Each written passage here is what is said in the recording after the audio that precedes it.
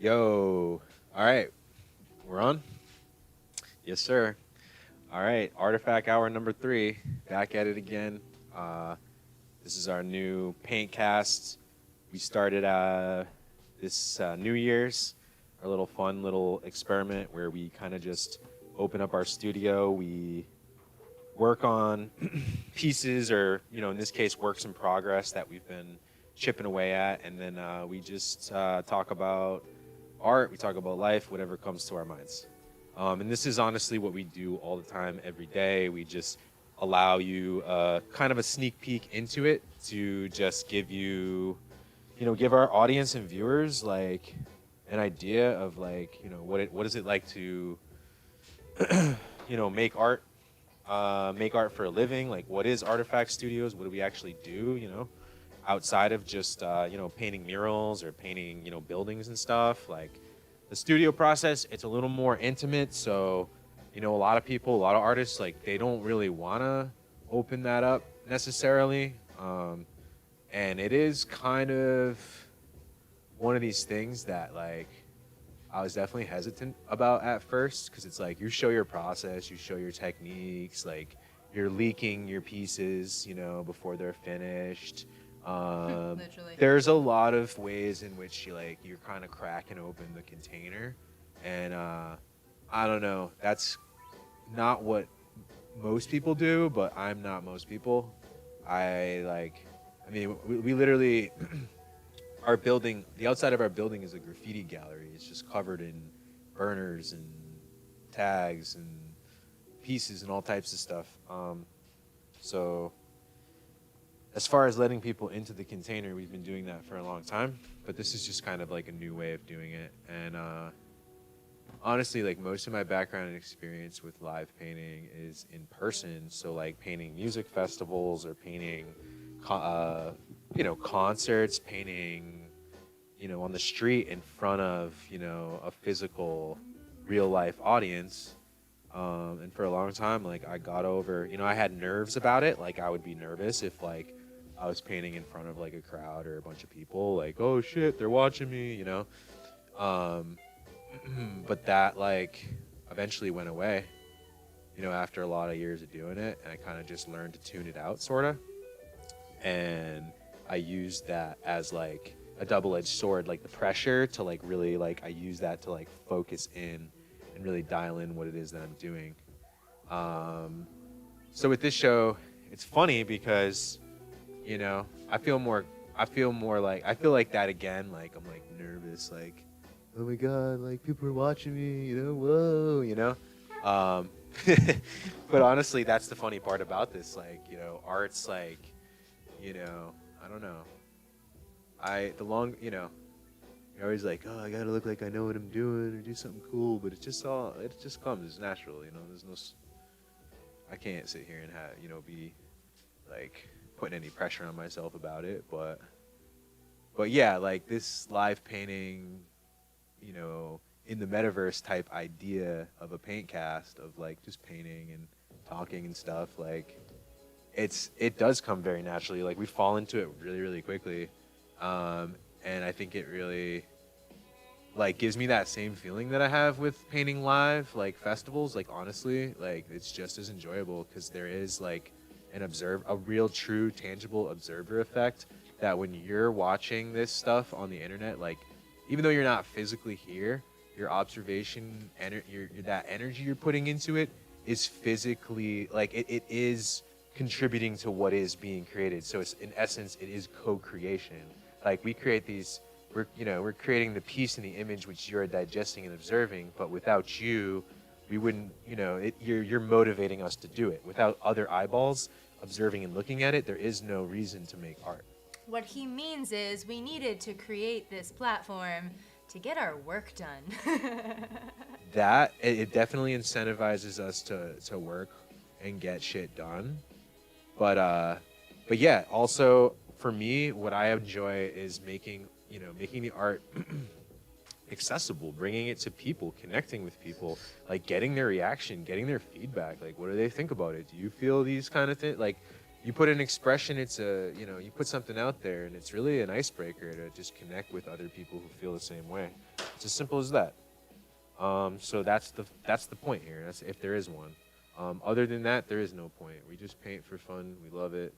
It's, you know, it's a passion. It's more than just like, it's our life. Like it's more than just a job or like a career or anything like that. I mean, it is, and it's all those things in one in a way. But that is like, I don't know. That's that's life. So art imitates life. This is what we do, and there really isn't much more to it. But let's talk about that. What are we painting? What are we working on? Because I'm basically right now, I'm just laying down some glazes onto a piece, and I'm gonna be honest that like my piece is right here is like 95% complete. All right. We're both at like finishing stages with both of our pieces. So I am working on a canvas, and it's like I said, I'm almost finished here. Audrey is working on a sign project, and so like, real quick with that, I'll explain the sign project before I get into my piece because it's gonna take a little longer. But the sign project over here, so Wonderland Cannabis, this is for some of our friends. They're opening a dispensary in Millbury, Massachusetts. And like, so we got hired to make this custom sign for them. And we're just, quick little plug for our friends. But the point is that Artifakt, we're an artist for hire service. Like we're a service-based studio. So we do custom commission work for all types of businesses and other, brands and stuff that we collaborate with. They hired us to do a bunch of murals inside of their dispensary, which we haven't been able to show or release yet because they're not open, but very excited about those. Wonderland is basically an Alice in Wonderland themed cannabis shop, so it's pretty magic. Like I said it's mad. It's mad, yeah. Everybody's mad here, especially at our studio, but the dispensary, we painted it like all super psychedelic, like Mad Hatter, glow in the dark, all mushrooms and all that. So it's a pretty wild piece, but yeah. So they also had us do this sign, which is Audrey is so lovely, delicately painting and finishing up the hand painted typography here. So good job, Audrey. It's so super clean. Let me just show you how clean it is, honestly, because this is, if you were tuning in last week, this is my Henrietta skills at work. Yeah, so she killed it. I spray painted the background. She did all the lettering, and just making sure I got that camera in place. And then the last step is we're going to be putting a resin coat on top of all of that. So it's going to get a resin pour, a couple layers, so it'll like be all shiny and sealed up and glossy. And then it's off to its new home. So over to my piece. The piece I'm working on here.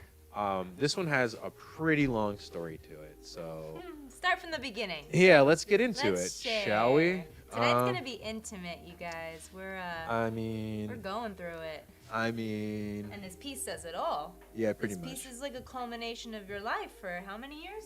5, 6, this 10? I started this piece 5 years ago. So I started it in 2019 at a place called Cosm, which is short for Chapel of Sacred Mirrors, and basically that is for those who know Alex and Allison Gray. If you're into visionary art, you'll know them as they're like the grandparents of like the psychedelic art scene. They're like awesome, super cool people.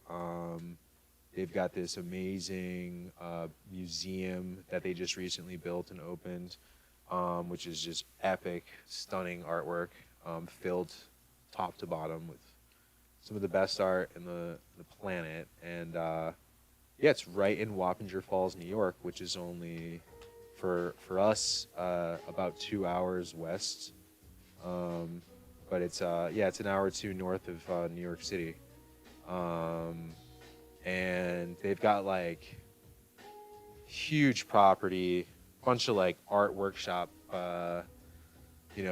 classrooms. They have kind of like a bed and breakfast situation. So if you're an artist, like you can go there and stay there, take classes. There's so much to see, sculptures, trails and stuff on the property. So it's just like really rich with, a lot of art and work from some of like the best artists in our scene, if you will. Yeah. So. Yeah, he took me there for the first time last October, and I'm still processing how epic it was. If you haven't been, you gotta go. It's kind of hard to describe it. It's just an experience you have to have yourself. Yeah, honestly. So yeah, this was like something I started in one of their classes. It was a visionary paint intensive, which is a week-long course. You work with like about 20 other students in the classroom, and we had to do 2 different pieces. One of them was a self-portrait, and then one of them was something just of our own, whatever it was that we wanted, like an open concept piece. So at the time when I started this, I was, honestly, just say it. I think 2019 was just a pretty. Just say it. Yeah, I was in a pretty rough year. It was a low point for sure, and I think that the way I'd kind of opened this was like, I mean, what am I gonna say? The opposite of a self-portrait. It was more about an external thing, basically like. I want to say that at the time, 2019, I was really. Just say it. What?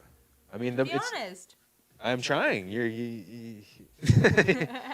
I mean, where was I at then versus where I am at now? Yeah. I mean, in some ways it correlates, but we'll get there. I mean, at this point in time, I'd come back from a week-long trip in Barcelona, and I was like on a completely different time zone out there. When I had gotten to Cosm, I was really out of whack. I remember I had gotten my passport stolen before I showed up to Cosm. So in Barcelona, I got pickpocketed and basically had to end up going to the U.S. Embassy to get a temporary passport just to get back into the country because I had the workshop. I flew straight to New York to JFK, and then I remember I kept getting delayed at every single stop, like checkpoint in New York City because of the temporary passport. They were just like giving me so much hell. And I finally got through at like, I want to say I got out of JFK at like 2 o'clock in the morning. I got to Grand Central Station about 2 a.m. and it was closed, obviously. And the cops told me to kick rocks. So I basically slept out back of the train station from like 2 a.m. till about 5 a.m. When they opened. And then I went and caught a train up to Wappinger, and then walked to Cosm. I really planned, it wasn't even maybe, I don't want to say that I planned poorly because the itinerary was laid out for us in Barcelona, and I was just with a really irresponsible promoter who, I don't know, take very good care of you. Kind of left me just high and dry. And the point was it was my fault for getting the passport, pickpocketed. It should have been more. Yeah, but I should have been more careful. I should have known better. And that's kind of what really made, started the trip off a little bit rough. So I get to Cosm. I'm like hiking up this, hill. And this little old lady pulls over to give me a ride because she just can see me struggling. Like my luggage broke a wheel. I had slept outside, or not really slept outside, but kind of slept on the ground. Luckily, it was the middle of July. Oh, good. And like, I found a little outlet. I had charged my phone. Like I made it, it was fine. Like I was good, but it was rough. It was a rough like trip from one place to the other. You know what's ironic. We've been using the word displacement a lot lately. We've been dealing with some of that energy. And the story you just told just about that journey sounds like a form of that, you know? Like, Yes. like almost like identity displacement. I Yes. don't know. Yeah, like the return flight that I had home was so insane. I had flown from Barcelona, the only flight that I could rebook to get home after I had missed. I got my passport stolen, and the day before my flight, so I missed my flight. I have to reschedule, and the only one that they're willing to give me, or for that I didn't book any of this. The flight that was picked and booked for me, okay, was a layover in Moscow, Russia. So we flew east to Moscow to then fly west all the way to JFK. So yeah, that was fun. So rude. Yeah, it was I forget how long it was, but the point is I get to Cosm and I am in rough shape. Like, I'm not gonna like sit here and lie to you. Like, I was definitely going through it at that time. And so as much as I want to try to contain that, I really couldn't. And it kind of it was obvious. Like it just, art breaks through like that. And it was really the self-portrait. It wasn't this piece. It was really the self-portrait that was like the that one he's still working on. that, yeah, again, I didn't finish either of these pieces. And I'll tell you, this is what I'm explaining here as to why. Honestly, with this particular piece, like the self-portrait really cracked me open, because not only are self-portraits really difficult, but you're also facing a mirror of yourself, and that in its own way is like very much confronting and exposing, and it really, honestly, I think self-portraits are literally the hardest thing you can paint, the hardest subject, period. Because everything really is a self-portrait. It all has a reflection of yourself in it in some way, shape, or form. But when you really have to paint yourself, it's weird. Like it's just a little too much.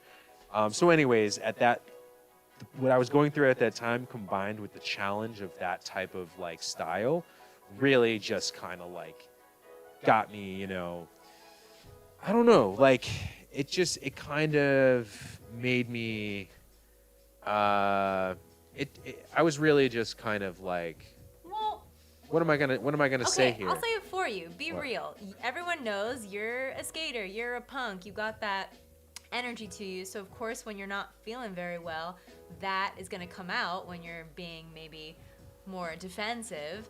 And you've arrived at COSM and you were confronted with two amazing teachers, one of whom was Allison Gray, who is kind of a badass older woman who like says it like it is. So I imagine, and you've told me, like, what? Like the truth is that you were just being like you turned into a teenager. No, I mean, right? That's what I gauged from your story before. You gotta. Okay, then tell it. I think you're missing the point of that. Okay. What I was saying about it is that the way I was received it was in a way that I had come from Barcelona. I was in terms of me, being a skateboarder, whatever. I was skateboarding all over the city in Barcelona. We were painting graffiti all over the city. We're going to all these different cannabis clubs, and we're being treated like we're VIPs at all these clubs. I mean, what am I gonna say? We had the best time ever. When I got home, not home, but when I flew back to COSM, I was kind of just riding that same wave, and I really just kind of felt like everything was so calm and chill, and a little bit of like brush and this and that. It's hard for me to like contain my energy because I was on such a wave that I was really on like a high. And what kind of happened is I ended up kind of crashing, because now we were like sitting in this place, we're meditating, we're like really intentional about our pieces, and all of that's well and good, but like almost opposite I'm energy. on a rush. Yeah, so it kind of like, I ended up kind of crashing out a little bit, becoming a little bummed out, being a little hard on myself, and wasn't really like the pieces I ended up like when I first started these pieces, again, the self-portrait and then even this one, I ended up like not really liking them, or like this piece I remember specifically. The self-portrait's for another day. We'll get to that one later. But this one, when I first started this piece, I was kind of wanting to do something a little more abstract, okay? And so I started this background and did these clouds and did this like this sun ray, and then kind of made this cloudy, background and spacey kind of situation.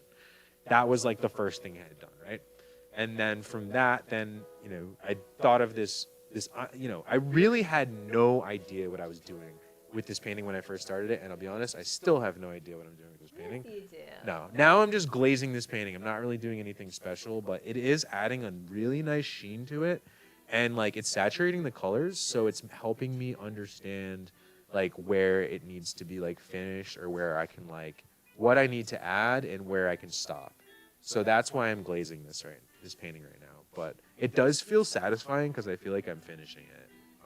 I feel like part of finishing it is specifically like talking through it too. Okay, yeah. So that's also part of it too. What I mean is like it was meant to be. Well, yeah. So right. So okay. So I'm making this painting, and I have no idea where I'm going with it, and I'm really trying to be open with it, and I'm really trying to be kind of think of where I'm at and all this and that, and coming back to the displacement, or like I was met with a feeling of really feeling like I didn't fit in.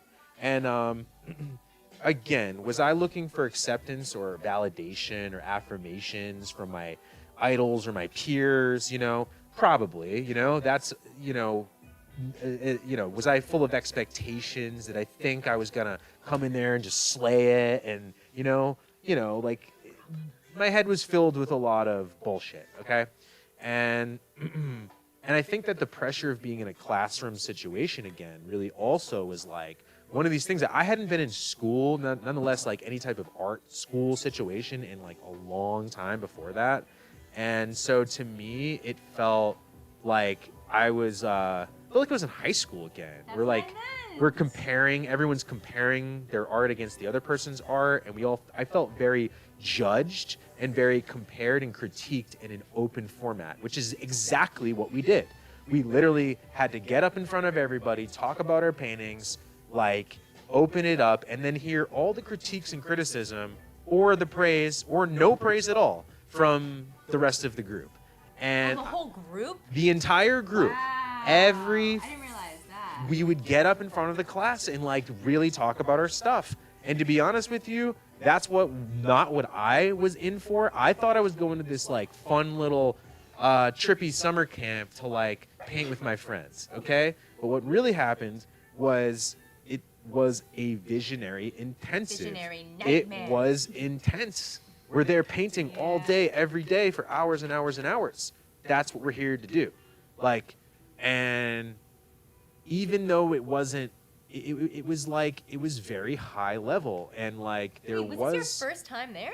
No, First I time had taking been a to workshop there? No, I had taken other classes, but the Visionary Intensive is a different class. And is that the first one you took with them? Yes, and I was just naive. That makes I didn't sense. read the fine print. I didn't really understand what it really was. That makes sense. And I never went to art school. I never went to any formal art schools, so I don't have that like background and that training and that sensibility enough to know what that's like. I had really never been in that situation. It's harsh. Okay, yeah. So like, being judged and having your art like ripped apart, like that, it was like really difficult, because I knew in that moment that I wasn't bringing my best to the table, that I was half-assing it, and I was shortchanging, and I wasn't really focused, and I wasn't really disciplined, and I was really caught on the wrong thing. And we can go over a number of reasons as to why, but people go through shit in their life, okay? Bad relationships, bad health, bad, mind state, whatever, And a okay? bad flight to Moscow. Or And just, in a series of bad luck and unfortunate incidents that kind of, led me to a particular place. But what this piece and what Cosm did for me, what I'll tell you, is that it slapped me out of it, okay? It was like, it was not what I wanted, it was what I needed. It was like a really like nasty a really medicine? nasty tasting medicine. What Exactly. is the term? There's an expression Well, it's for like that. it's like ayahuasca. It tastes Yeah. terrible. I like ayahuasca. You like that taste? There's a moment of it that's like, whoa. It's How- because, it's because for me, It's- there's certain medicines where I know what they'll do for me, so it allows me to like the taste. You, better. it's a repulsive taste, and you cannot get it out of your mouth.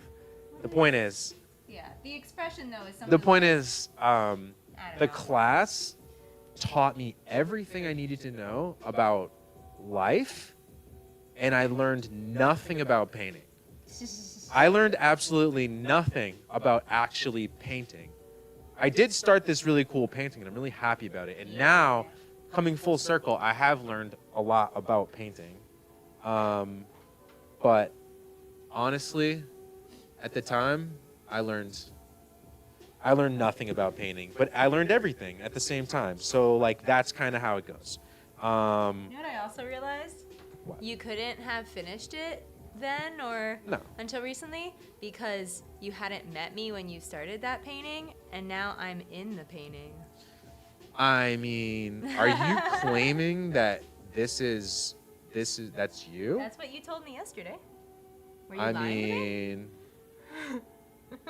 I don't think that's, you know, I think that generally it's not anybody, like it's everybody. to me? Well, I mean, what do you like? I'm not in my own way. Like, see, you know, there's things like that. Like, didn't mean to give away your secrets.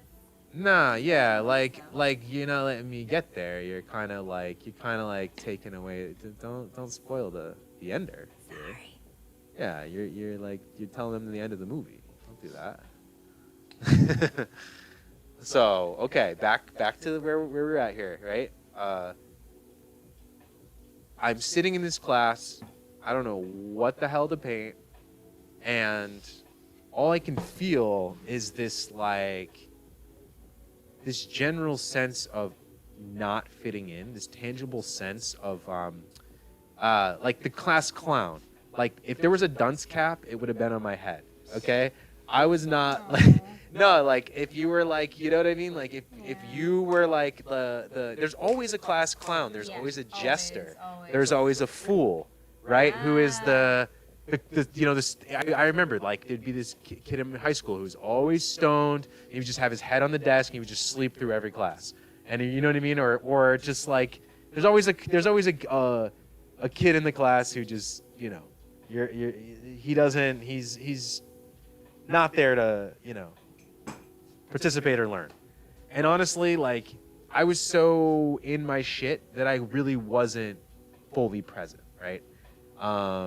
Because of this tangible feeling of again the displacement of like not really fitting in, and feeling it like fuck, like I came all the way here to this place, you know, and like hope you know my friends are here, like I know these artists, like some of these peers, like everyone's so amazing and so receptive and so friendly and supportive, like and like what's my problem? Like why do I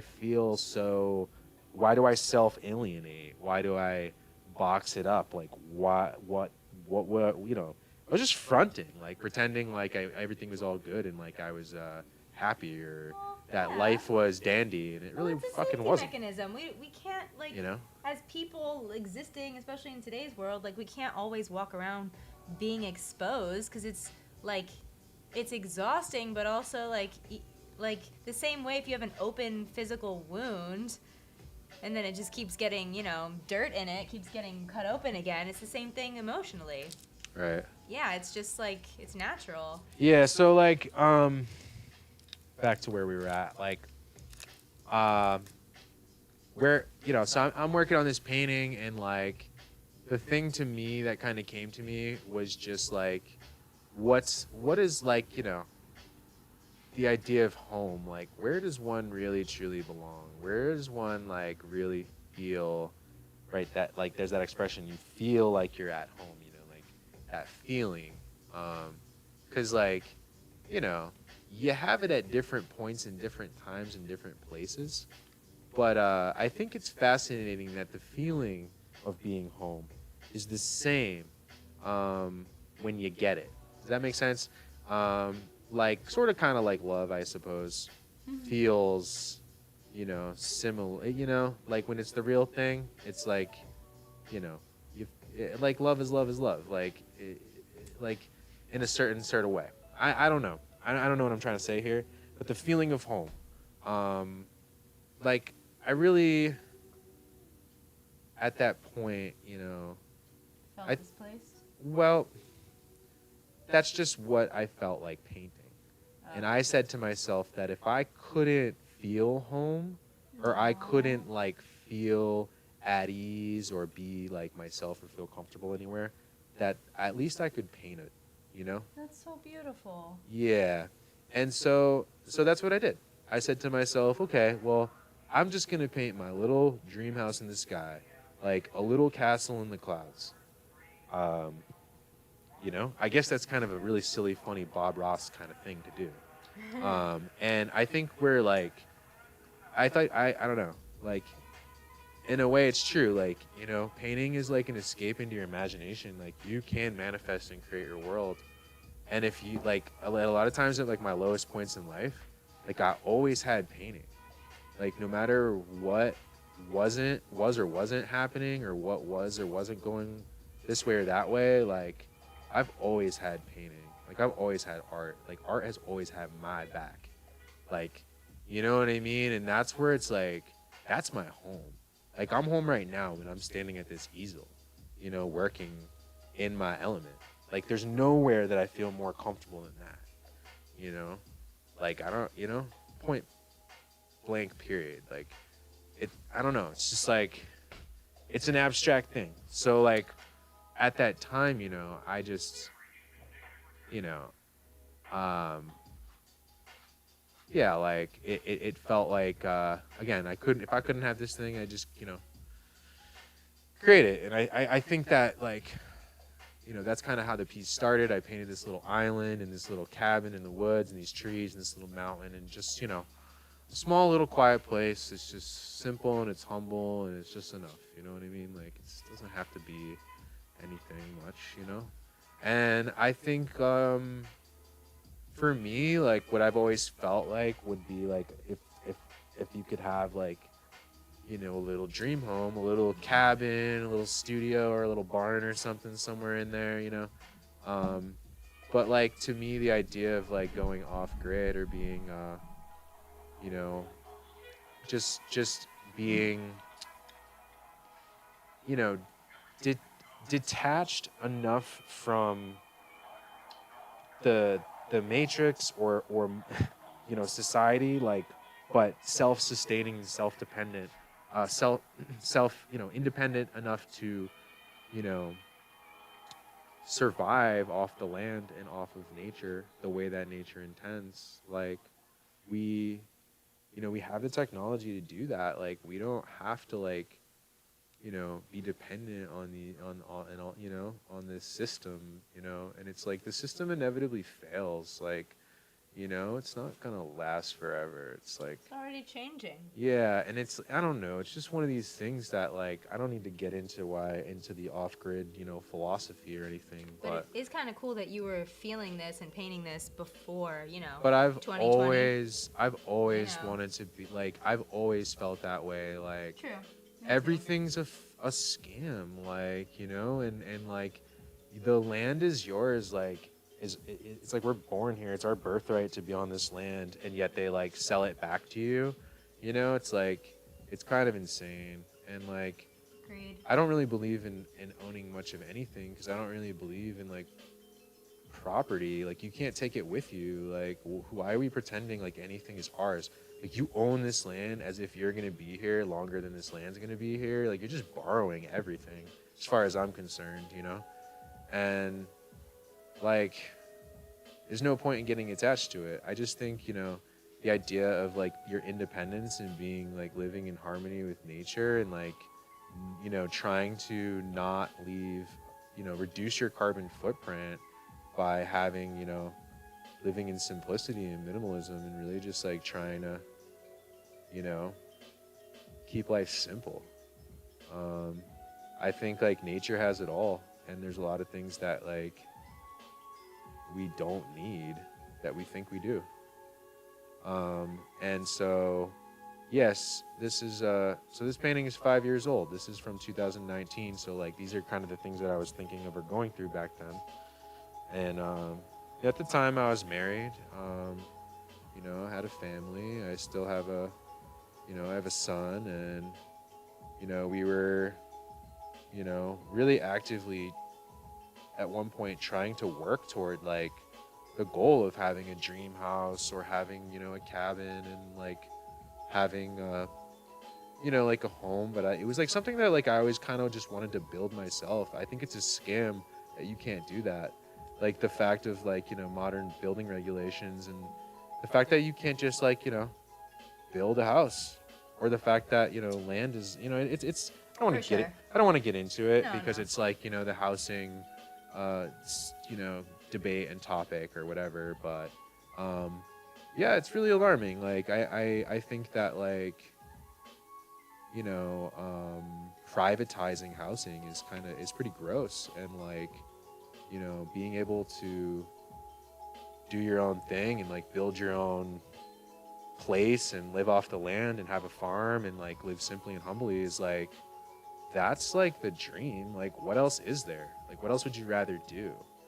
Like you want to like, you know, pay for electricity, like when, you know, you could have solar, or like you gotta pay for water, pay for fuel, and you have firewood like in your backyard, like little simple things like that. So I don't know. Anyways, not to get off subject, back to the artwork. The point of, you know, like me kind of painting and exploring that subject, I don't know. It just really helped me like work through some of the feelings I had when like, you know, it felt seemingly unobtainable, because again, like an idea is only as good as, you know, it is, you know, it's only as good as the action, you know, like that you put into it. And you know, at the time, again, it was a dream that I had sometimes been close to obtaining, or really, you know, adamant on, you know, many New Year's. It was like my New Year's resolution: I'm gonna buy a house, or I'm gonna, you know, like own a piece of land, or just like own something on this earth, like, and feel like it's yours. And again, having this little island in the sky, you know, it was kind of my way of like symbolizing, like, you know, that just dream. well also, but like the idea of it being alone, or being kind of like in an oasis, or like an island in the sky. Like no one can get to you. Yeah. Like you can't, you know what I mean? Like it's like, you know, it's just a motif. It's a metaphor. I don't know how to explain it, but I always loved like Mario, and like, you know, just like video games. A lot of times they had these islands, and like the castles were like, or the island was always floating, you know, or the level itself was always floating. That, yeah. And so I mean, this is obviously like very video game inspired, because like we have these little platforms, and like the whole fun part about it is like I drew this island first with the house, and the platforms and all of this didn't exist.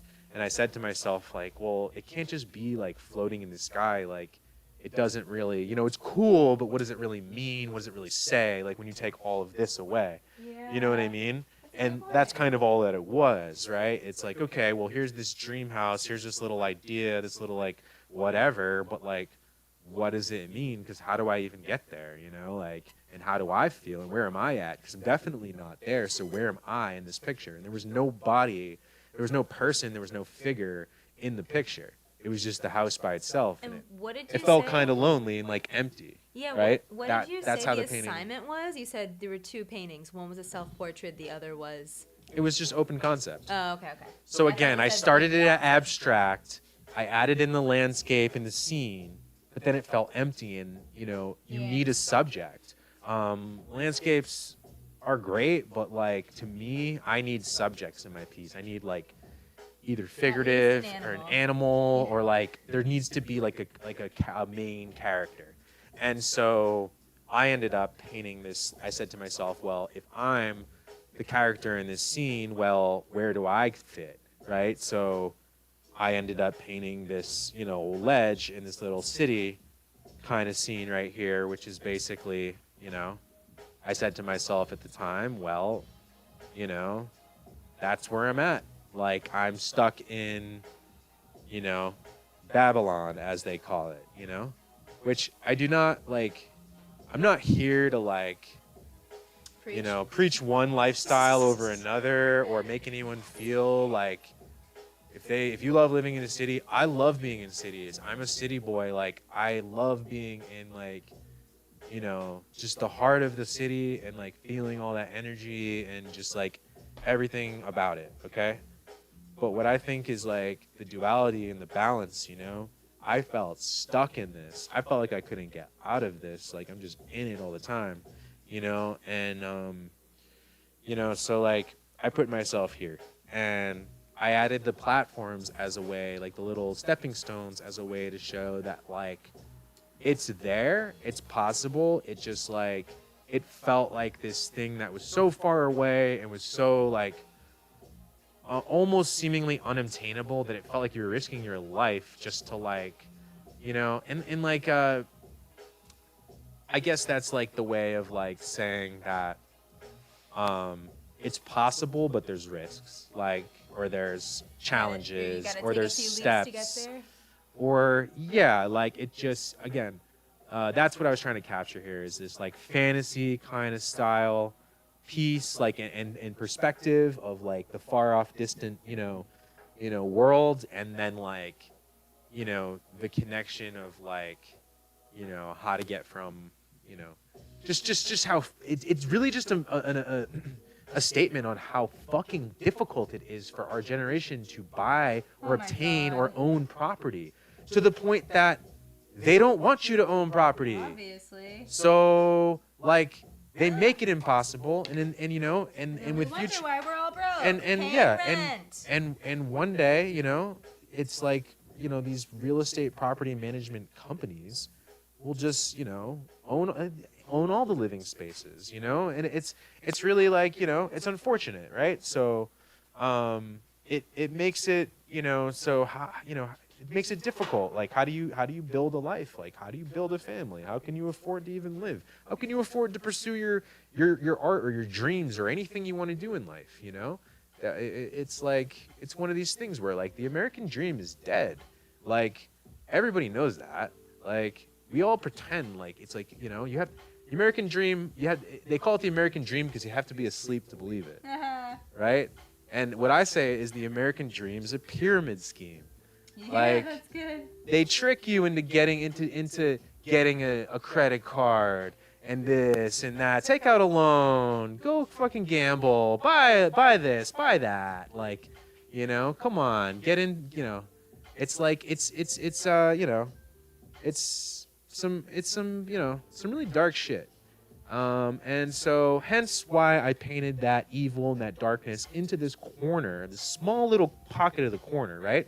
And it's not the subject. It's not the main scene here. It's just a little dark corner off to the side, right? Because we can beat the system. Right? And it's in the bottom, and it's just like it's spewing this like green sludge, and it's all broken and cracking and falling apart, right? Because ultimately it all decays. Like nature's gonna be here at the end no matter what. And all this stuff, all these buildings, all these cities, all this concrete, all of that stuff will be reclaimed by nature so quickly, like it never happened. It's almost like the sequel to this painting could have nature reclamation in a city in it. You know what I mean? Well, I've kind of gone with those kind of like a lot of those styles and motifs like in like recent paintings and stuff. I mean, true. Look at like the mural in Tatnik that exactly was completed recently called Co-Creation, and it was like a decaying city into rubble into and it's just I'm just painting things that I see on a regular basis. Like I'm just painting from my life.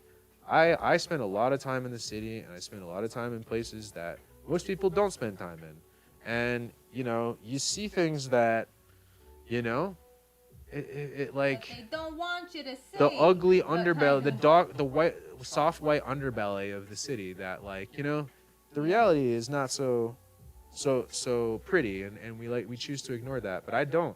So honestly, I think I have a more clear perspective of this full spectrum of what, cities and that whole, Yeah. You really life is really like, to like live and work and like exist in cities, and how like, honestly, like it ain't it. Like for me, like I need to get out to the woods to get my head, to feel right, and to have my head straight. And if I don't get a balance of the two, like I can't be isolated on this little island all the time, but I also can't be like stuck in this like Agreed.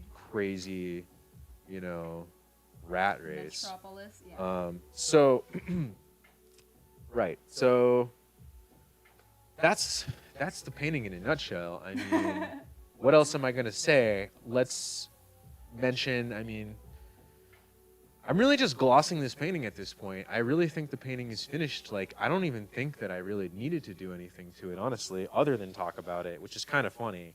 Really funny. Honestly. But I guess that's how it goes sometimes.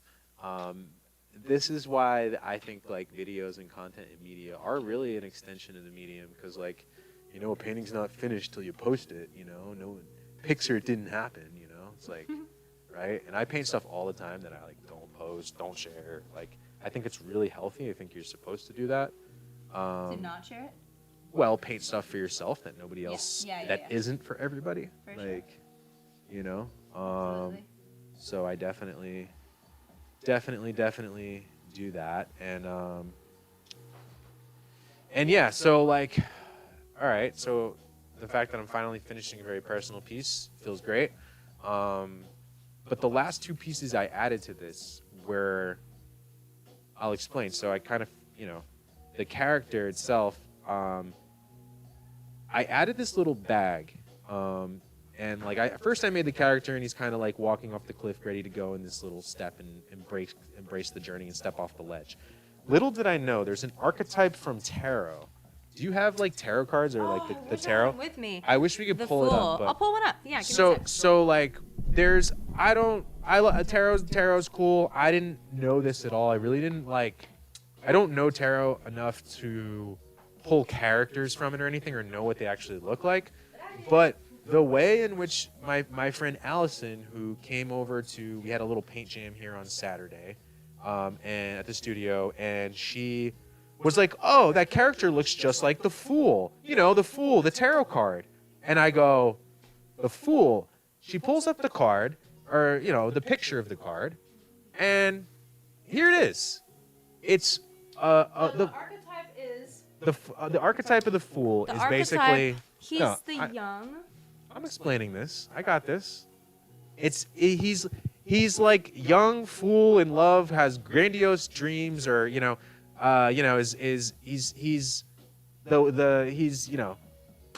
me out. Okay, I need your help. What do you? Thanks for admitting that. Appreciate it. He's the young, foolish, and just excited character who's not being careful. He's careless, and he's about to step off the ledge. And this image doesn't have it, but there's another deck I have that's so good. He's got his dog with him. And this has it. He has a dog here. Oh, he does? Yeah, I yeah. can't see him. So he's got a there dog. You go. He's got the dog, and it's this idea of like a young guy and his man's best friend. It's like the adventurous. We're gonna do it. We're just gonna step off the ledge. Yeah, we're gonna but take he's the also, risk. but he's also, the point is, he's got like a the bag knapsack. over his shoulder, like the knapsack, like kind of like the hobo, like, or you're like running away, like you're putting all your stuff in a bag, and you're just like, fuck it, I'm out. Yeah, and you're ready to dive into the world. He's essentially running away. So the fact that, but he's also stepping off a ledge and doesn't even realize it. So I was quite happy and delighted because I couldn't figure out necessarily how to finish this character, and I knew he was missing something. So when my friend Allison mentioned this, it's like, holy shit, he's the Fool. Like clearly, it's a guy stepping off the ledge, like in the same kind of posture. And all I did was add this little bag and this little knapsack, and like now it's like it makes even more sense and also pays homage to the tarot, which is amazing. So that being said, like obviously, yeah, the fool running away from, whatever. There's an element of that, and it's awesome. So done. The other thing was what's ironic is the other character, in a way, represents the opposite of the fool. It looks like the hermit because that character has the staff held now in front of them, and sometimes it's lit with a lamp or whatever to like light the way and be careful and wise. And they're usually depicted as an older man or an older person. So it's just ironic because like he wasn't intending to, bring out these kinds of archetypal characters from like the tarot deck, but he did without even realizing it.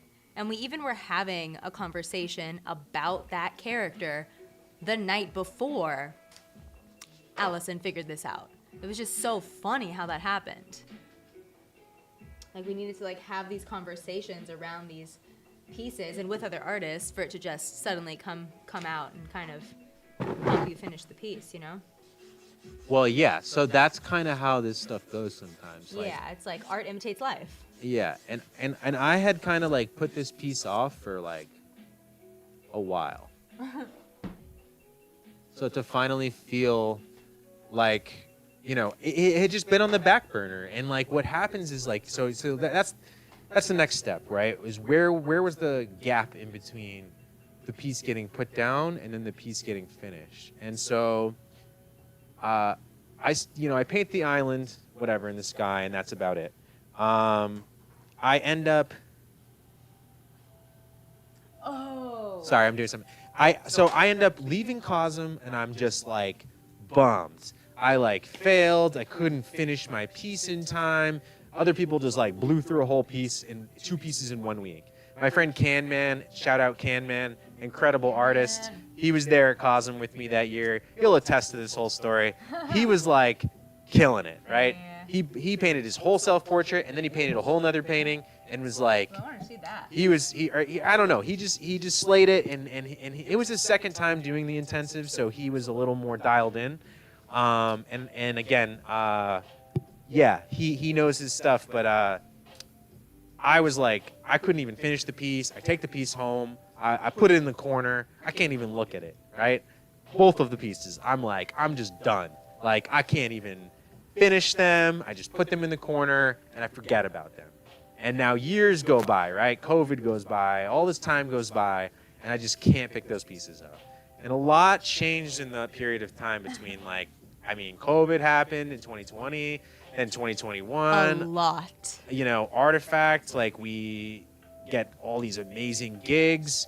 We end up opening, a bigger studio. I expand to having a bigger space, and like we just grow in all these crazy ways, but like almost a little too fast. At the time I went through a big breakup. That took a couple, a year to kind of or two to kind of go through and kind of settle some of the dust, and then again the paintings just get put off. They get put off. Now, when you run and manage a studio like as a business, like your personal art does not always take precedence. So one of the things that like I have to do frequently is put aside my own personal paintings so that I can get paintings done for clients, customers, whoever. That's the nature of it. Like you have to sacrifice your own personal work for the business, right? And it is what it is, right? It's a thing you have to do if you choose to do this as a job. So I put the painting off for a lot of years, and now it like I want to say last year sometime it got picked up, maybe like 2022. I remember. And it was like a couple of silent discos and a couple parties we did with a group called Shamanism for the People. So shout out to Chris, Rachel. Oh, yeah. Shout out to everybody involved who was involved with all of those gatherings. I distinctly remember you working on it on a silent disco when I was traveling and away, because I remember missing you and checking out what you were working on, or a video or something on Instagram or whatever. And I distinctly remember seeing a video of you in the corner working on this piece? Yeah. So yeah, like a bunch of those events. Some of them were outside, some of them were inside, but I cracked this painting open again. It was kind of a spur of the moment thing. They were like, "Oh yeah, do you want to live paint?" You know, and once we got the whole event set up, it was kind of like, "Yeah, like sure, let's do it." And so it was really fun because I hadn't live painted like when COVID happened. I hadn't live painted in years. So having this space, our artifact space here that we're in, when we first opened this, it gave me a chance to do live painting at our small little events and functions, which is great because it was getting me back into the mix with that. Yeah, I got to be careful. Why? Because when I'm talking, I'm not paying attention and I'm fucking my painting up. Oh. Give me 1 second. What'd you do? Nothing. I put white in my Put glaze. white by accident. Oops. We're okay. Yeah. And now a word from our sponsors. So Delta. Just kidding. no, yeah. So yeah, I broke it out during one of our Shamanism for the People events, and it was great, and everything was fun. And it helped me, again, it's one of those moments where I didn't know. Again, every time I've touched this painting, I felt like I didn't know what I was doing. And right now, it's like, again, it's one of those times. It's just one of these weird paintings that I was so uncertain about. But at that time, I was like, do I even know how to live paint anymore? And, it got me back into it, so it helped me break out of that. Now, fortunately,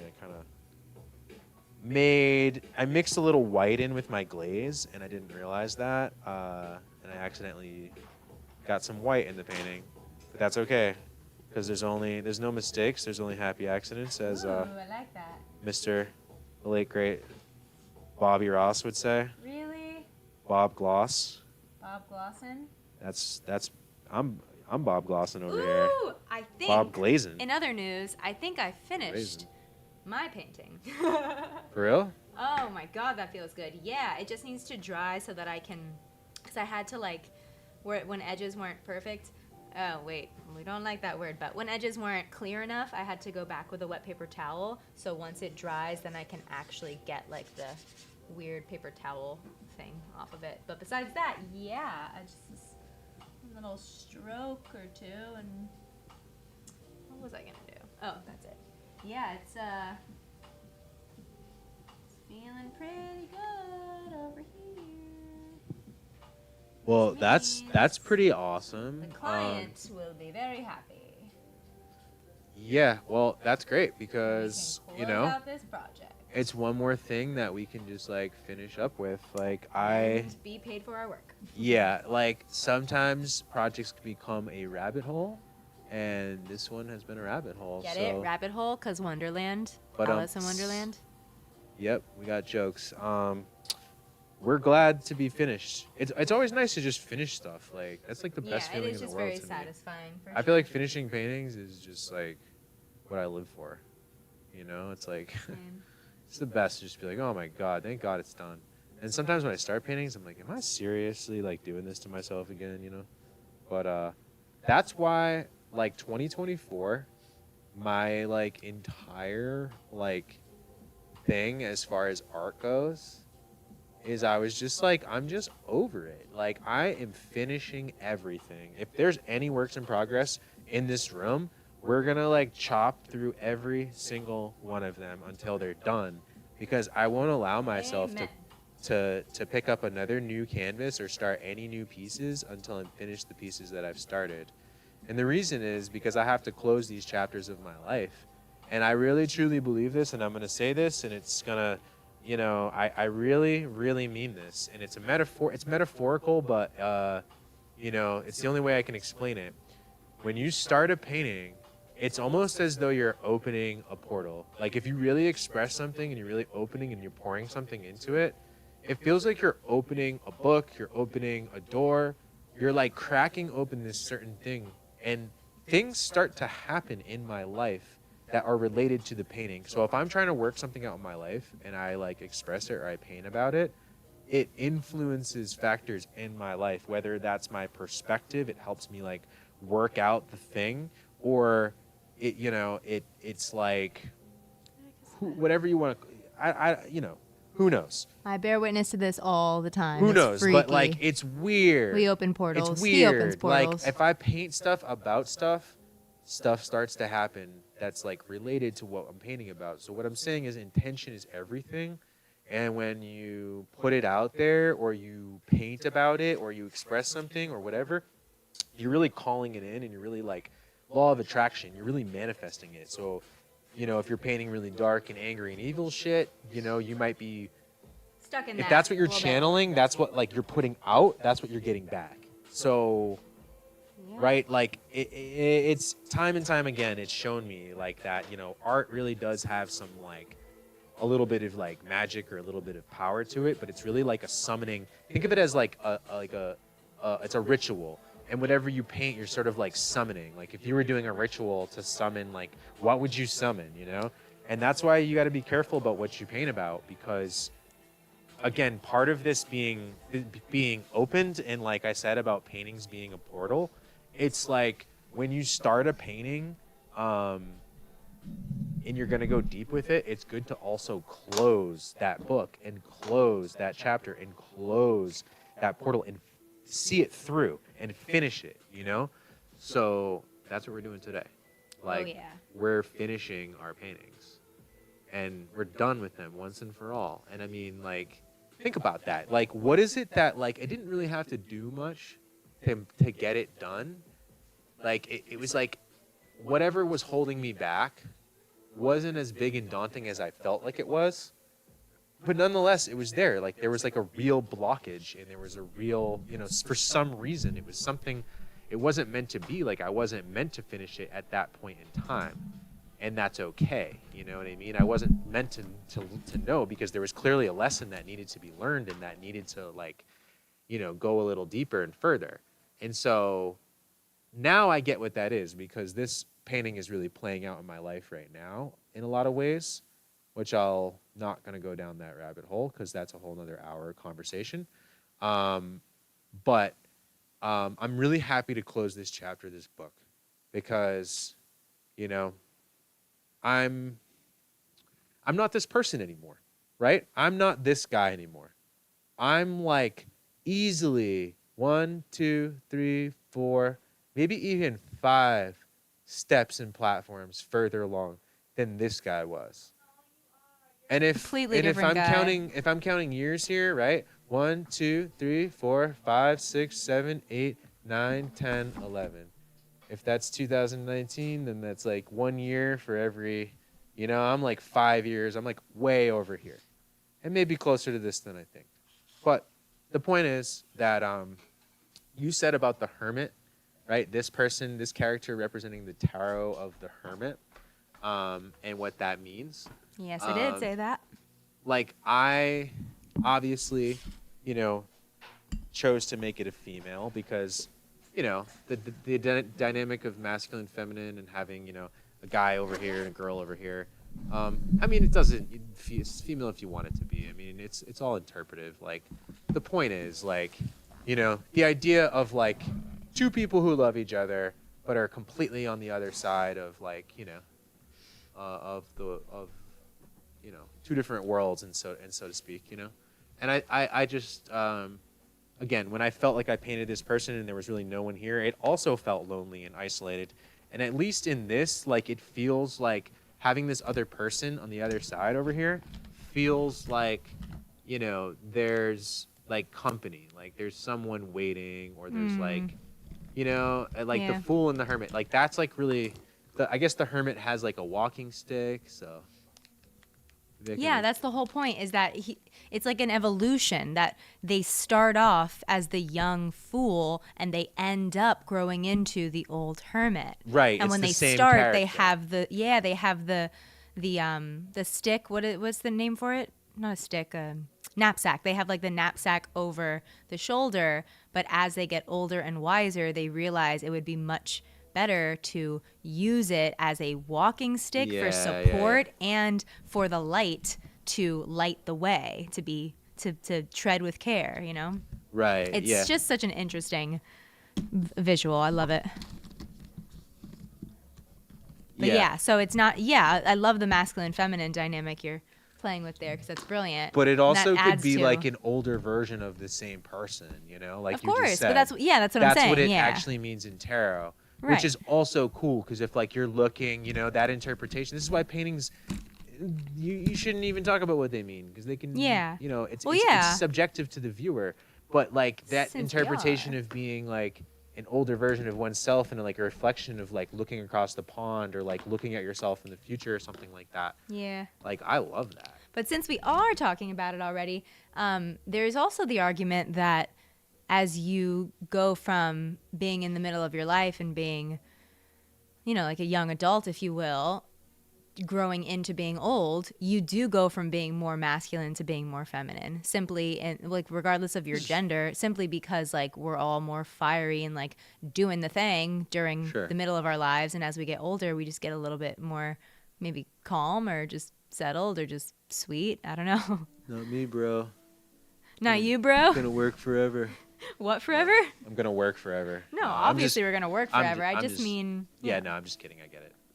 He's not kidding. So yeah, so that's what this painting is about. And cool story. Took an hour to cool story, Hansel. To explain it, but it's I think you know. I think it's a beautiful story. It's part of it, like, and it's very obvious to me that the part, like what needed to happen for you to finish this painting was to talk about this painting. It's just beautiful. It's like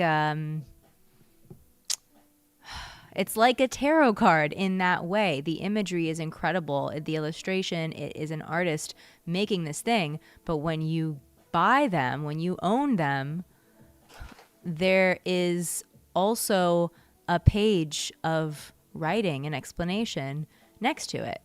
Like you don't get the image without the story. I mean, go into an art gallery. Every major art gallery also has some kind of artist statement or a statement about each piece. Yeah, no, an artist statement typically should explain your entire body of work. True. To explain each piece is like redundant. And that's one of the things, so one of the takeaways that I did learn at art camp was to be clear and concise and get to the point. That was like one of the biggest takeaways I think I had, was get to the point. Because, you know, we're not here all day. Like, wrap it up, you know what I mean? Get to the point, finish the piece, complete the thing, on to the next one. Maybe don't dwell. Don't dwell, yeah, like don't linger, don't just, you know, and I've been really trying to do that with this paint cast, you know, with talking. Like I've been really trying to be mindful of not just like pouring and just going and going and going, because like I can get like that if once I start talking, I just like won't shut up, and like I'll forget, like I don't have a filter, like I'll just, you know, it'll just go and go and go. And I'm usually a pretty introverted, quiet person, so like it's one or the other. Right. It takes me a little bit to get out of that, especially in this kind of format, to like not be shy about it. But like once I get running, it's like I won't shut up. So yeah, you know. But the idea of don't dwell on things, I like that because it reminds me of a practice that I have where it's simply like you cut the energy, meaning if you're feeling sad or if you're going through something or if you're painting something sad or whatever the example is, if you're in one mode, like the example is sadness, you simply cut the energy. Like it's as simple as finish the piece, don't dwell on it. Like if you're sad and so you started painting a piece that's sad in order to express your sadness, you open it up, you finish the piece, and then that's it. You cut the energy, you cut the sadness, you finish it. Right. And that's a way, to express it and to create something beautiful artistically, right, but it's also a way out. Yeah, it's a way to just like shift. It's like just shift, just do it. That's a super important distinction, because that is true. Art is therapeutic, but you shouldn't sit and just wallow in it. Obviously. And if you don't just finish a piece, like if you're going to make art for your own therapy or say any art about something like challenging you're struggling with, you're absolutely right. Get it, like do it, move through it, just like get it done and move on. And like that's why I've always found graffiti to be a very effective like stress reliever, or like any kind of like thing you got on your mind, or if like you're going through some stuff, like God, that just you just get it out of your system. It's such Oh a my God, it's so true. instantaneous release to just go spray paint on some metal, and all of a sudden you're just like you feel so much better, and like it's funny how that works. It's true. He Um, has like so many times allegedly come home, like left feeling awful and agitated and anxious, and come home like afterwards with so much clarity. It's as if he went to like yoga class or therapy or whatever example of something that gives you seriously. yeah, I mean, it's funny, yeah, but like art, yeah, it has that ability. Um, and huh, yeah, it's definitely true. Um, sorry, I'm just doing a couple like little things at the bottom here. Some I doodads. decided I decided to add roots, more roots. I mean, I had Ooh. roots, but like I'm just like bringing them out more on the bottom, and like really I love that. like I just felt though like that the if there was one thing that was kind of missing here, it felt like it was just like um the roots, the mycelium, the stuff underneath the home. You know, I put these mushrooms up here, and then it kind of like dawned on me that like, They need their network.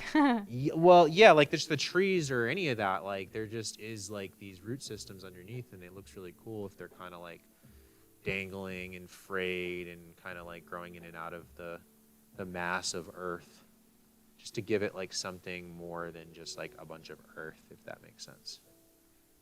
So, Yeah, I love that. like, honestly, what's interesting is like, I started out, when I first started this painting, I hated this painting.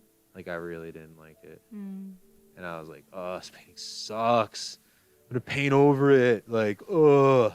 I was all like moody and like grumpy about it. What, you? And yeah. And then, like, so, and then eventually I was just like, through you know, Chris and Rachel's events, and through just like, you know, this jam we had the other night, just a couple times working my thing, you know, working through my stuff and really confronting this piece. Every time I worked on this piece more, like I got more clarity about what it all meant and what it all, you know, like what I want to say is this.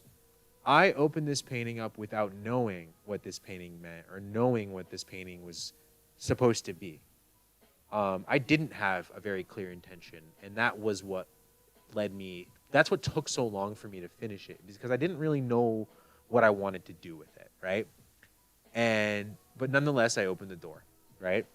And through the process of figuring out and doing the painting, and like, I didn't know why it was special, but I mean, being in Cosm, like being in that environment and that energy, like it, like to start a painting there, it's very potent, you know? So I knew that there was, and I started it in a class nonetheless. So I knew that this had to teach me something, but I didn't know what the painting really truly meant to me, or like what it means to me now. Like none of that occurred until I got through it.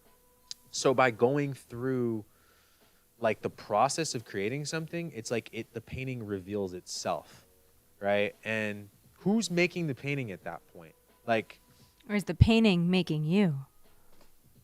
that's kind of what I'm getting at here. Like, my paintings make me as much as I make them. That is like so true. Like so true. Like they really they help you. Like this painting really helped me figure out some stuff, and it's helping me figure it out right now, just the way it did back then. Like, Can we talk about displacement again? I mean, I suppose. Go ahead. What do you have to say? Well, it's more like I want to hear you talk about it from a current perspective, because I mentioned that theme came up recently, but it also is obviously ingrained in the origins of this painting. And so I wonder, now that you're coming to the conclusion of it and really finishing it up, like, and therefore, like, I guess finishing this story or bringing this story to present time, like, what does that mean about displacement? Like you said, you think you're actually farther along on those hops why am I, to your you're place saying, like, than you thought.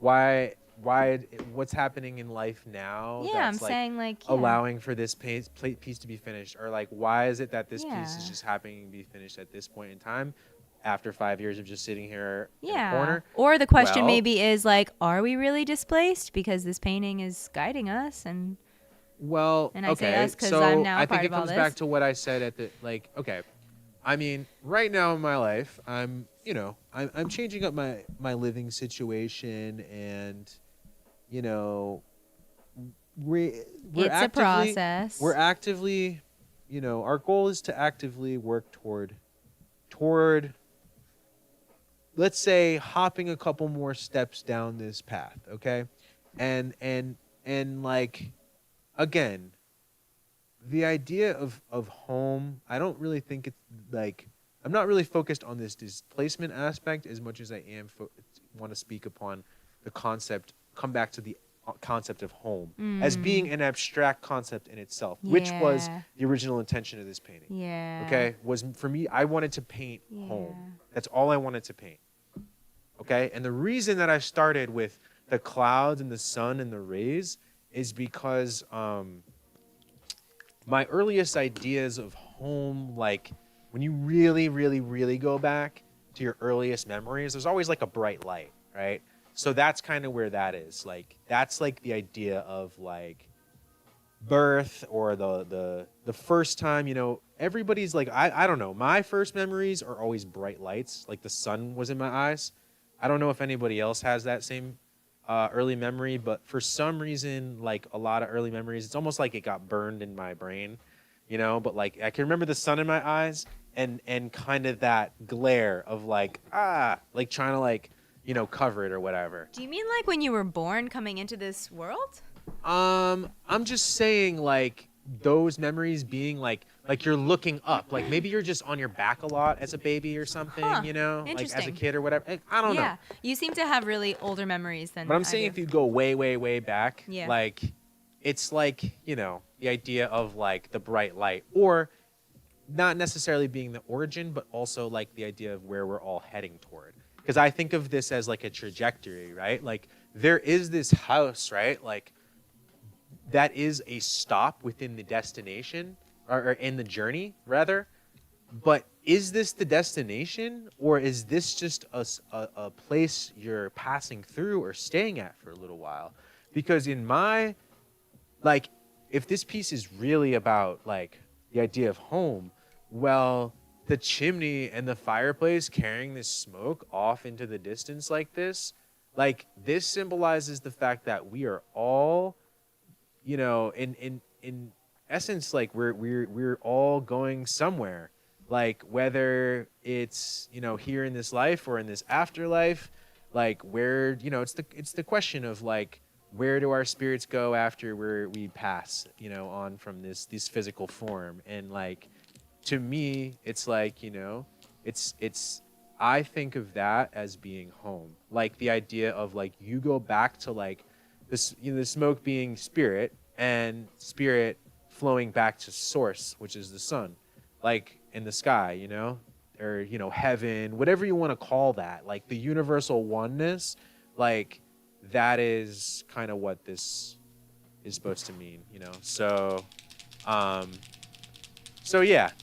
I just want to make sure I'm, like, really happy with certain details, like, while I have the chance and the portal's still open, I want to make sure that I didn't miss anything. Because once the portal's closed, Because once it's closed, it's closed. And once I put my name and my signature on this, I'm not touching this painting anymore. I love that. I love 2024, Ryan. Well, because, like, the time has come, and yes, it has. time's now, and, like, what are we waiting for? Like, just the same way, like, what are we waiting for to finish these paintings? Like, what are we waiting for to, like, follow our dreams? Shit Like, happen. what are we waiting for to jump across, you know, and hop and skip across this, like, you know, take the risk, take the chance, be the fool, pack all your stuff in a bag and just go. Like, what do you got to lose?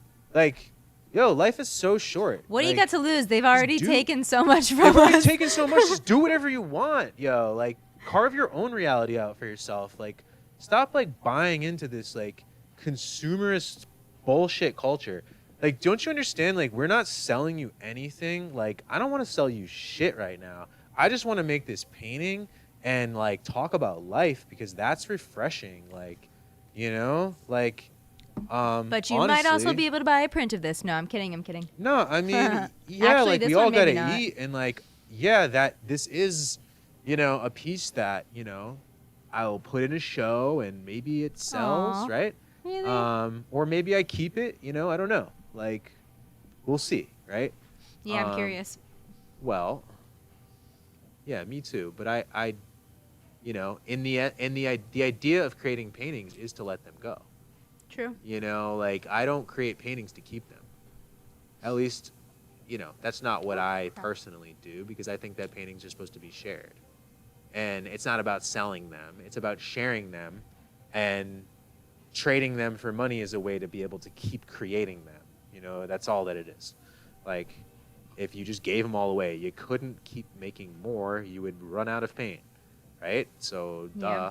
Like, but yeah, like, what, this isn't about any money. I actually paid thousands of dollars to go to this class just to make this painting. So I'll never get my money back. Don't worry, you know, about that. But again, the lessons that I learned from the process of creating it, I could never, ever, ever get any other way. Yeah. Yeah, any other way. And honestly, the class, I want to, like, again, I want to give thanks to Cosm, and I want to give thanks to the Grays for, like, their honest, brutal honesty, and like, because again, it changed my trajectory a lot, and even if for a little while it kind of pushed me away, it made me a better artist. Better than if they had just taught me some painting techniques or this or that. You know what I mean?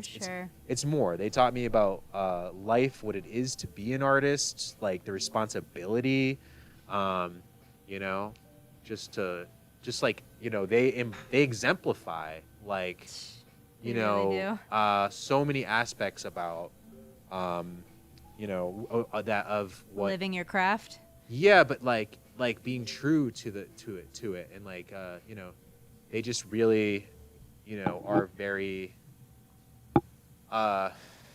just like humble fucking people, and for how talented and intelligent and accomplished they actually really are. Yeah, for sure. I mean, the fact that they let us in their house to check out their studio, you know, like, they're just so open and so generous with everybody, like. You know, and people who don't, you know, people don't always see that unless, you know, like, you really go deep with it. And again, they don't waste their time with people who aren't willing to, like, go deep with it.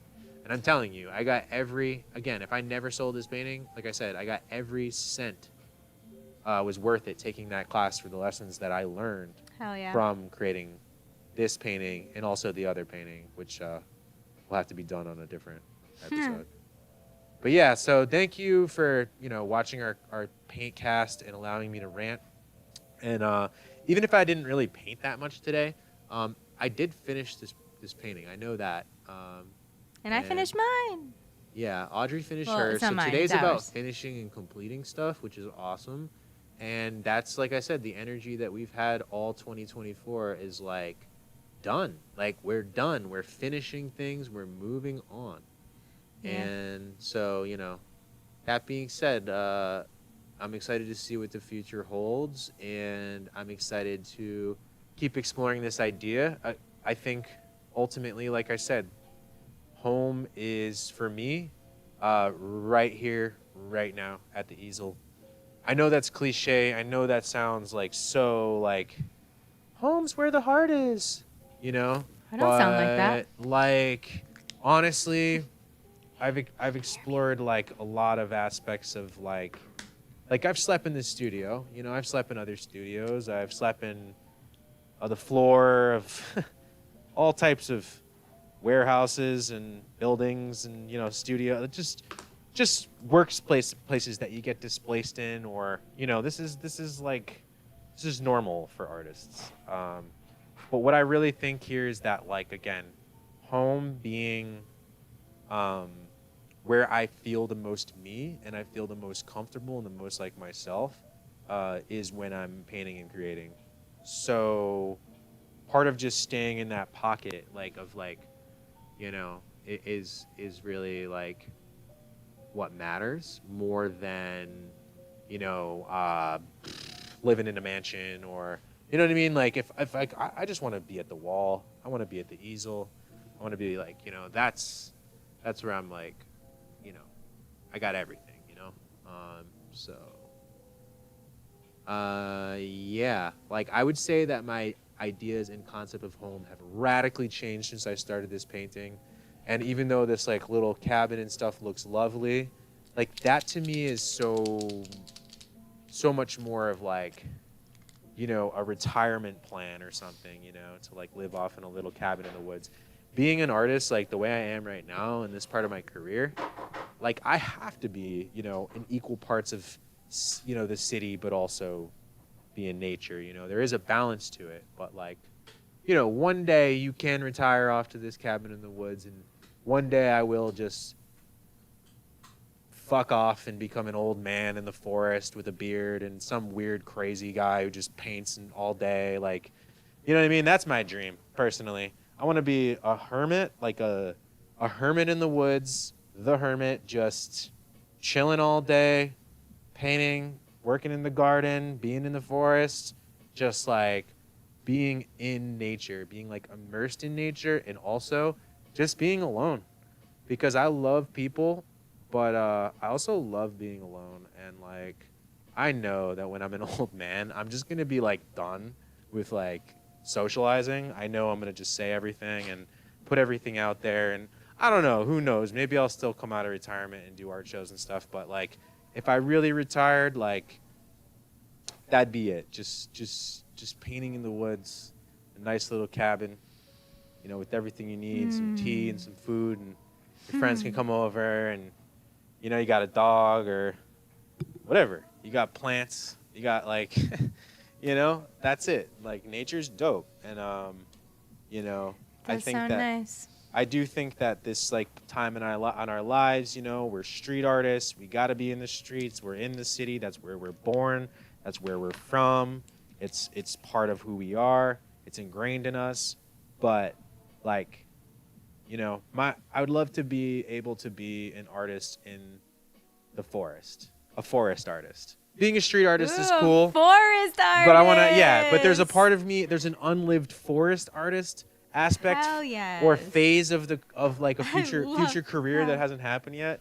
Yeah. That like I hope to get to one day. So. Oh, you're going there. Yeah. So that being said, let's sign this painting and move on with my life, shall we? Do it. All right. It's beautiful. It's gonna feel good. Let me practice, because I always get I always kind of like how do I sign it? I always panic when I sign paintings. It's funny. All right. I got a little light blue, so I do a couple practice signatures just to like, you know, feel it, because I feel like a signature has to like, you got to do it right the first time in order for it to look good. And if, you know, you only get one shot. All right.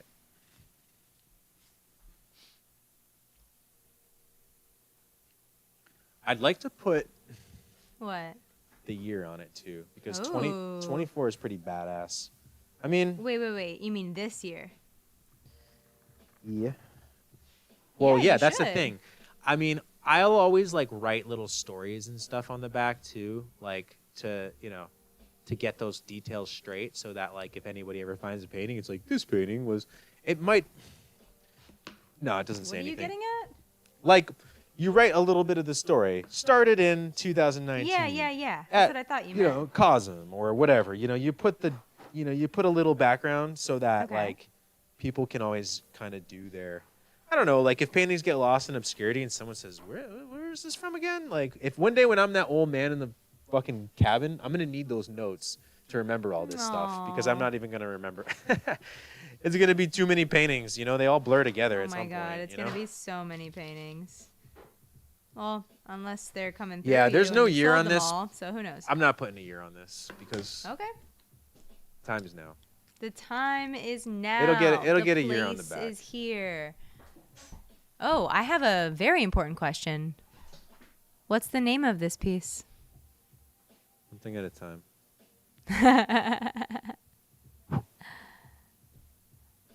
I know you've thought about it.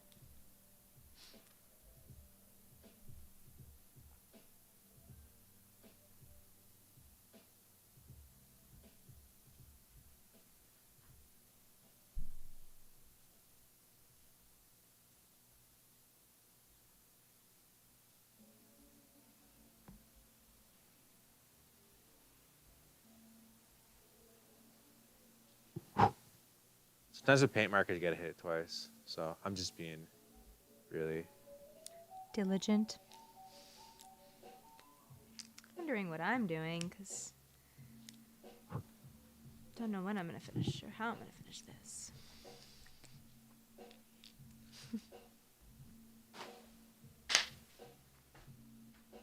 Okay. Yeah? Yeah, I think that's a wrap. I mean, there's always more, you know? I could just keep going and going and going, but I don't know. What do y'all think? I think it's beautiful. And the roots are really powerful. As they should be.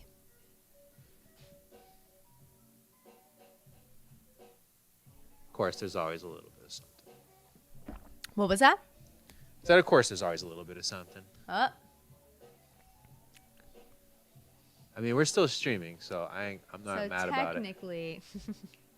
Tom, how long have we been on for? Hour and a half? Okay, cool. So it's time to wrap it up. Just like, see how this is? You opening it up again? Not opening, nothing. It's already been, I know, I'm messing with you. You know what I'm really just trying to do? What's that? Make sure that I don't have to do anything else here. I just thought these roots that I added could use like a little bit of brown to make them not so dark. Yeah, that's valid. But the one side is darker than the other because like that side is dark and looks cool, but this side, if I add a little light to the roots, it makes them reflect off the sun because, like, you know what I'm saying? Light sources and stuff. So. Mm-hmm. Yeah. That's, like, so it. Ooh. Sorry, guys. I didn't mean to make you think I was finished and then, like... It's okay. Everyone who's here watching you clearly just wants to watch you. But... You know, sometimes like the littlest thing, it's like, oh, it definitely needs that. And I guess I'm just like inspired after. Oh, I see what you're doing. Yeah, that's great. Spending so long talking about this and not really painting. Actually, I mean, I glazed this piece and that basically like almost pretty much varnished it. So. What did you say about varnish? Well, like glaze medium, this is basically like I spent most of the time glazing this painting. Glaze medium, it's basically increases transparency, extends color. You can also like gloss or like it's not like a varnish, it's not a fixative per se, but it definitely makes the painting look better. And it is a necessary process. It's part of it. But all right, let's wrap this up, shall we? I'm like one of these people who could go forever and has and will go forever on a painting if you let me. But at the end of the day, the point of this, and the point of this whole class, again, like the lesson I took from it was to wrap it up, keep it clear and concise, and move on with it. So Don't dwell. don't dwell. And I won't, trust me. Like, this is, it's like, it's a big step. Like, I think as an artist, like letting go of your pieces and being able to move on is one of the it's absolutely necessary if you are going to do this, like, you know, to be prolific or be like, because you cannot get stuck on them. You've got to make them and let them go and not worry too much about, you know, oh, I could have done it better. I could have done this. I could have done that. I zigged where I should have zagged. And, like, analyze the piece after the fact. That is a thing I used to be. A trap? Yeah, definitely. I used to be kind of bad at that, and I thought that I was analyzing them to get better, right? Like, to see, okay, well, where did I... No, you're really just stuck in it and keeping the portal open. And I'd be like, well, where could I do it? This is cool, but where could I have done it better? You were really just stuck in it and keeping the portal open, and then therefore being stuck in whatever that energy and that story was that inspired the painting in the first place, you know? Right, and that it's like we true. Can't, it's like we can't actually evolve and grow, especially if you're an artist.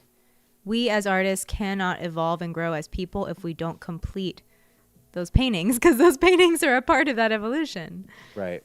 Obviously, that's what's happening. That's the theme of tonight. I wholeheartedly agree. It's crazy. And so yeah, that's a wrap. I'm done. You know why? Because we got other things and other paintings to make and other things to do and life to live. So, you know, painting is just one aspect of this. I'm really happy with how this piece came out. I'm always, of course,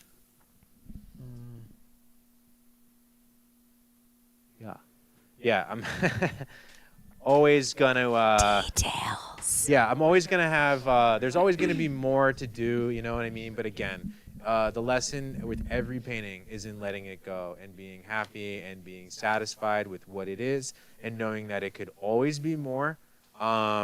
It's not ever quite what you expect it to be, but sometimes it's better than you ever imagined that it would be. And that's how I feel about this painting. It's way better in the end than I ever thought it was going to be when I was starting it. And so with that, I'm fully satisfied because I feel like I exceeded my expectations on what I set out to do. I exceeded my goals of what I set out to do when I started this painting. And like I said, the advice is to be careful about what you open up when you have ambitious ideas or ambitious visions or ambitious goals, especially with the painting.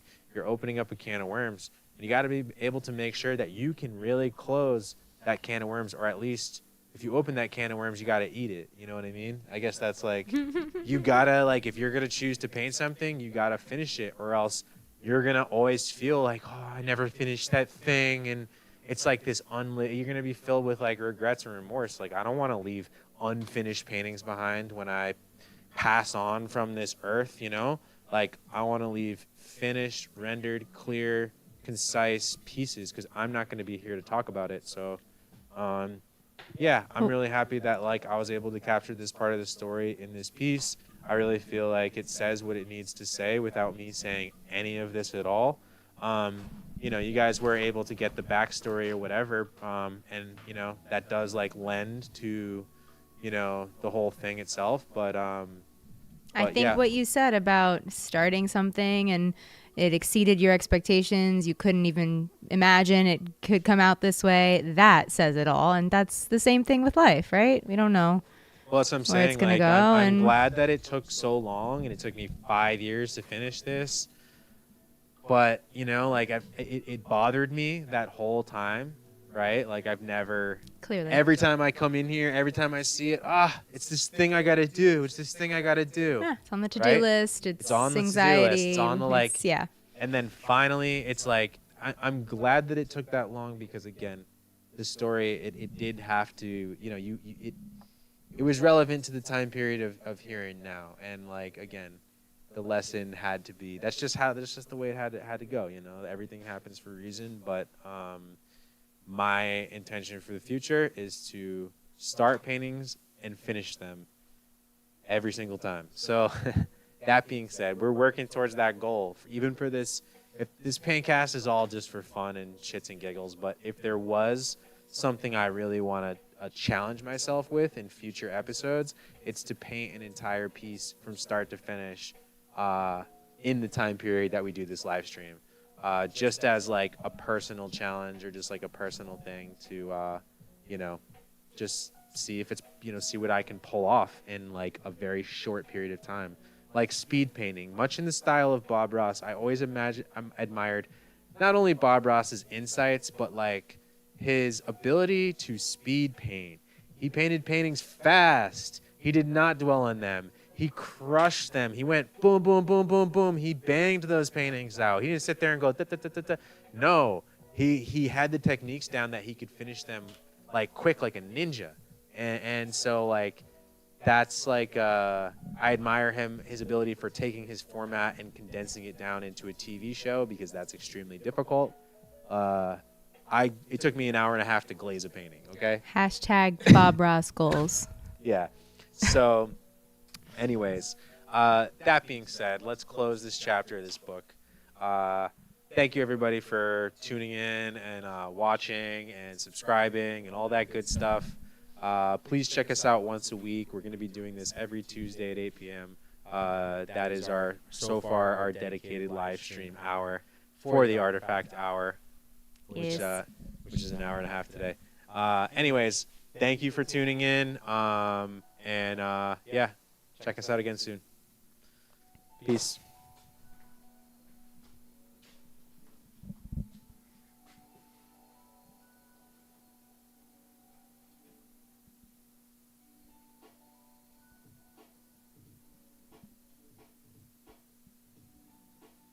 Also, sorry, special thanks to our producer Tom and of course Audrey and everybody else who helps us out.